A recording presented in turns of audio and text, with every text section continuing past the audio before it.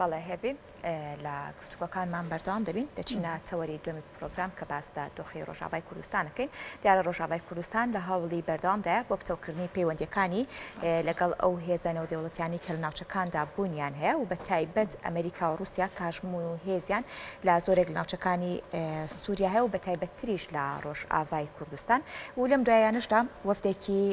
ئەنجومەنی سووریای دیموکرات سەردانی مۆسکۆی کرد و لەگەڵ بەرپرسانی ئەو وڵاتە کۆبوونەوە پاشان چوونە واشنگتن و جارێکی دیکە لەگەڵ بەرپرسانی واشنگتن کۆبوونەوە و کۆمەڵێک بەڵێنیان وەرگرتووە و کۆمەڵە قسە و باس و گفتوگۆ هەیە تایبەت بەم کۆبوونەوانە و بزانین چی هەیە و چ بەڵێنێکیان پێدراوە دەچینە لای زۆر بەڕێز لوقمان ئەحمی وتەبێژی بەڕێوەبەرایەتی خۆسەر لە باکوور و خۆرەڵاتی کوردستان. کاک لوقمان ئەم کاتت باش بێ، سپاس بۆ ئامادەبوونت.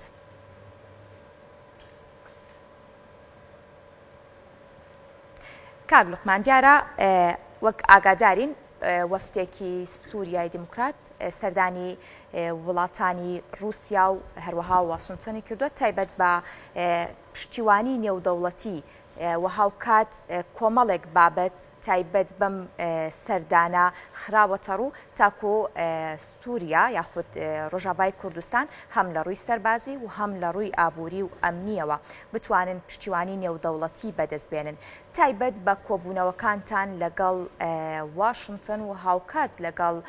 رووسیا چ بەڵێنێکتان پێدراوە؟ ئەنجامی گفتوگۆکان چی بووە و باز لە چی کراوە؟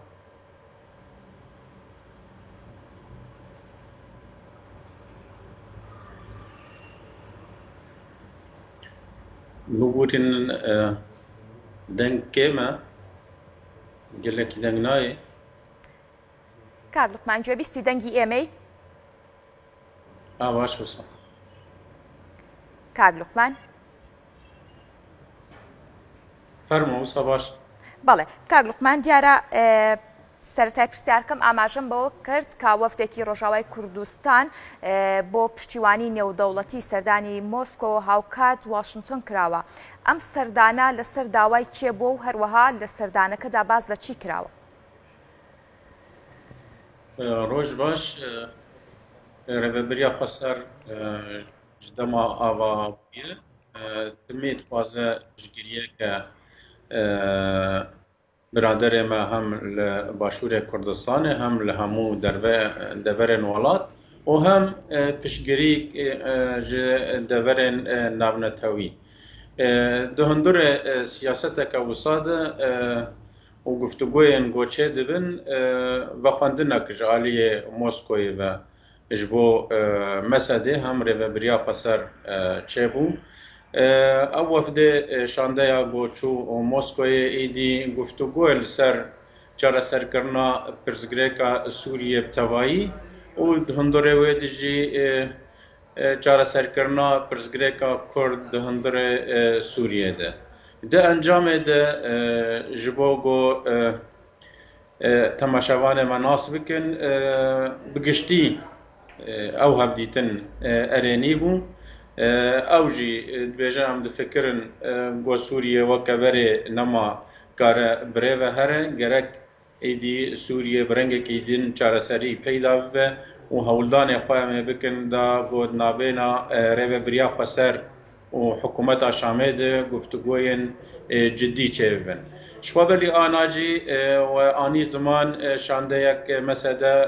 dîsa rêveberiya Xweser pê re çûbûne Washingtonê. Di wir de jî gelek tatmîn yanî piştrast ji Emerîkana derket gotin em êdî li pişt rêveberiya Xweser Mesedê Qesedê destpêkê ji bo şerê Daişê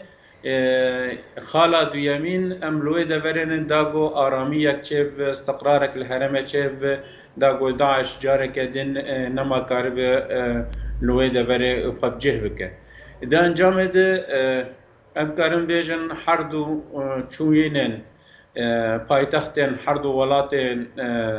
mezin dunyayê de erênî derbas bû. Em bihêvîne li gor sozên gol Moskoyê hatine dayîn êdî li ser erdê li vê de hundirê Sûriyê de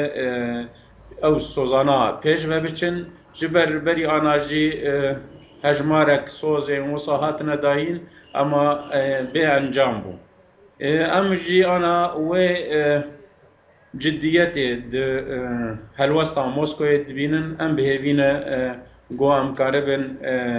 دریا گفتگوی پرزگریکا سوریه بتوایی هم پرزگریکا کرد ده هندور سوریه ده ام چاره سر بکن. باشه کاک لقمان ام جور کوبونانه دتوانه چی با کرد بکات؟ دنگ پرسیاره کمت بود دوباره کمو ام جور کوبونوانه چونی وفدی کرد بتایبت با کردانی ڕۆژاوای کوردستان بۆ ئەو وڵاتانە یاخود بۆ ئەوی کە کۆبوونەوە بکەن لەگەڵ ئەو وڵاتانی کە هەژمونیان هەیە لە ناوچەکەدا دەتوانێت چی بۆ کورد بکە؟ ئەنا پارتیان گۆرەوێبەریا خۆسەر ئاواکردن دەبێژن چارەسەرکردنا پرسگرێکا کورد di şêwazên rêveberiya Xweser de guncav û mumkin e di hundirê welatekî weke Sûriye de. Yani mînakanan bêjin di hundirê Bakur Rojhilatê Sûriye de heft heremên Xweser hene. Hemû karên xwe bi rêve dibin ji karên siyasetê heta yê leşkerî heta bigihê yê xidmetguzariyê. Di hundirê wa de bi zimanê Kurdî perwerde têdayîn çi tiştê gotê xwestin ji bo netewekî bindest û îro azadiya xwe girtiye di hundirê van kantona de derdikeve pêş. Êdî netewên got di van herema de jiyan dikin weke hev jiyan dikin bi mafên weke hev. Hevdû qebûl dikin. Di ser vî asasîhanê em dibêjin çareserkirina pirsgirêka Kurd bi rengên got Sûrî bibe Sûriyeke demokrat پررنگ نناوندی دو هندره ویده رهبریان خسر یه گوهنه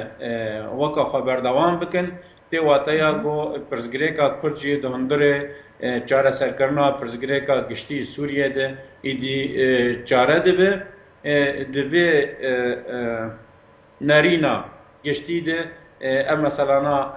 دردکوینه پیش چه شانده یا گو دچیش دربی ولات جی دهندره ویده کسایتین کرد هنه ایدیش بیلی نقاشا گفتگو پرزگریکا سوریه بگشتی تی گفتگو کرن چاوا انگل کرد دهندره سوریه دجی قارب ایدی او مافه گوانه کاب دست خستیه دستورا سوریه دنو ببیجی کرن دا گو او مافایا مسوگر به و جاره کدن راستی چوساندنه نه. باشە بەڕێز لوقمان دیارە خۆشبەختانە ئەمریکا بەڵێنی مانەوەی هێزەکانی خۆی داوە لە ڕۆژئاوای کوردستان سەرباری جێبەجێکردنی ئەم بەڵێنان بەڕێز لوقمان ئێستا ئەگەر بە باشی گوێبیستی دەنگی من بیت پرسیارەکەی من ئەوە بوو هێزەکانی هاوپەیمانی یاخود واشنگتن بەڵێنی ئەویان پێداون کە هێزەکانی خۆیان لە ڕۆژئاوا بهێڵنەوە ئەمە لە ڕووی ئەمنیەوە چ کاریگەریەکی دەبێت و هاوکاتیش تا چەندە دەتوانن مەشق بە هێزەکانی سووریا بکەن و بە تایبەتی ڕۆژئاوای کوردستان بۆ ڕووبەڕووبوونەوەی تیرۆر. ئەگەر پرس باش گیهاوەمە هەبوونا هێزان ئەمریکا لە باکوور ڕۆژهەڵاتە سووریە وسا هاتە پێش ئەدبێژن هەبوونا وان هێزان دهێلێ گۆ تەوازنێک di siyaseta dewletên got hundirê Sûriyê de heye çêbibe êdî nel ser hesabê gelê Kurd çareserî di hundirê Sûriyê de bêl pêşxistin di aliyên êrîşên Daişê de bi rastî weke hûn zanin hem di hundirê Başûrê Kurdistanê de jî ev çend roj êrîş hene hem di hundirê Iraqê de jî êrîşê wan mezin in hewl didin di vê herêmê de jî tiştin wisa bikin ama piştgiriya gel agahiyên gotêne ji bo qesedê ji bo istixbarata yekser ew komên guhene dixwazin bi karên xirab wisara bin êdî عملیات دی جوانه تینه گرن او کسانه تینه گرتن و ایدی دبن جهه گو گرک تیده بمینن دوی ئەستاهانێ de kar navbera Qesedê de û hêzên Emerîka li herêmê de dimeşin heta ana encamê vê hevkariyê me baş dîtiye ji ber ev hevkarî bi alîkariya hêzên koalîsyonê ji 2015 de dest pê kiriye ana encamê wê li ser erdê xuyaye de encamê wê de herem tev de aram beramberî êrişên Daişê hem dünya jî wisa rehet bûye got ev demeke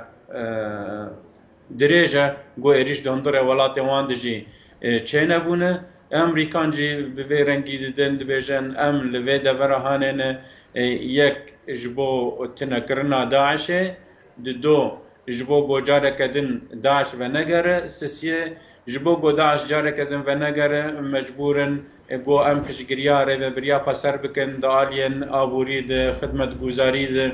em mijarên got gel pê jiyana xwe berdewam dikin da got ew zemîn çênebe Daeş careke din xwelvan deveran bicih bike. Ama li deverên got destê rejîmê de ne, destê Rûsya de ne, Îranê de ne, ew heremana Daişê ana bêtir aktiv dibe, êrişên xwe zêdetir dike. Rewşa gol gel me heye bi vî rengî heger pirs wisa bû mikarî bû zivê bersivê bide. باشە کاک لوقمان ئەمە جار یەکەم نییە کورد لەگەڵ لانی نێودەوڵەتی کۆبێتەوانێت جاری یەکەم نیە لەلایەن وڵاتانەوە کە بەڵێنی پێدەدرێت پێشبینی دەکەن ئەو بەڵێنانی ئەم جارە کە پێی دراوە بۆیان جێبەجێ بکرێت یاخود نا یاخود هیوایەک هەیە بۆ ئەوی کە ئەو بەڵێنانە جێبەجێ بکرێت ئەوە ڕاستە جارا پێشیە بدەهێن ساڵایە کورد bi hêzên navnetewî re rûniştine di encamê de soz jî hatine danîn bi dû de ew sozana pêk nehatine. Ema em dibêjin di vê demê de garantiya pêkanîna van soza hêza mey leşkerî gol ser erdê heye. Hêza Sûriya Demokratîk hêzên Qesedê yê got şerê terorê kirine yê got şerê diktatoriyê di hundirê vî welatê hanê dikirine ew مسۆگەریya me ye garantiya me ye got em karibin bigihêjin mafê xwe ji ber hemû kes jî dizane hêza rejîmê tin e ew hêza got êrişî herêmên me bike yan got van herema bi zorê têxibin destê xwe de ev heye yek e ya dîtir kombûna gel li derdora van hêzan çi netewê Kurd, Arab, Suryan yani dibe di nûçeyên we jî derketin berî demekê de Rûs xwestin derbas bin di herema dêra Zorêrê yan di herema Reqayê de îdî gel helwest dijî wan danî ji bo wê kombûna gelan li vê herema hanê hebûna hêzên Qesedê û hêzên ewlekariyê em bêjin misogeriyê garantiyê didin got Kurdê Rojava û hem gelên gol Bakur Rojhilatê Sûriye bigihên mafê xwe yanî ji bo gelê Kurd em bêjin mafê xwe netewî dest bigire hem ji bo netewên Arab yê got herêmê de yan di Sûriyê tevayî de jiyan bikin ew jî pirsgirêkeke wan ê demokratîk di hundirê Sûriyê de heye gerek here serî demokrasî di hundirê Sûriyê de çê bibe ya dîtir pirsgirêkên aborî di hundirê Sûriyê de berî ana hebûn û hîna jî berdevam in pirsgirêkên civakî di hundirê Sûriyê de hene ewana teve gerek çareser bibin eger ev tev çareser bibin ji xwe wêça gihiştine Sûriyeke demokrat pêdivî nema zêde bi hêzên leşkerî heye ama di dema aneka ku heye hêzê me leşkerî garantiya bo ev tiştana ser erdê pêk bin û herem newek heremên dîtirî di hundirê Sûriyê de yê goçûn li hevhatinin wekê gotin got di kesa kesin ji hevdû kuştir bûn bi vî rengê hanê Erebî ve musalahat hevatineke çêkirin û di encamê de jî ew li hevatin neçbûne serî hînakê ew de berana alozî tê de heye. Em dibêjin ji bo alaziya Sûriye tevayî xelas bi mecbûr Sûriye ber bi sîstemeke nû berhere هەندورێ وێ سیستەما هەنێدە هەندورێ دەستپورە سووریێدە بێناسکردن مافێ گەلێ کورد ئەو ژی وەک مافێ گەلێ عەرەب بێ دەوڵەتە هەنێدە پێی گارانتیکردن نێمسۆکرد. بەڵێ زۆر سپاس لوقمان ئەحمی وتەبێژی بەڕێوەبەرایەتی خۆسەر لە باکوور و خۆرهەڵاتی سووریا کە لەگەڵمان بوویت. سپاس بۆ ئامادەبوونت.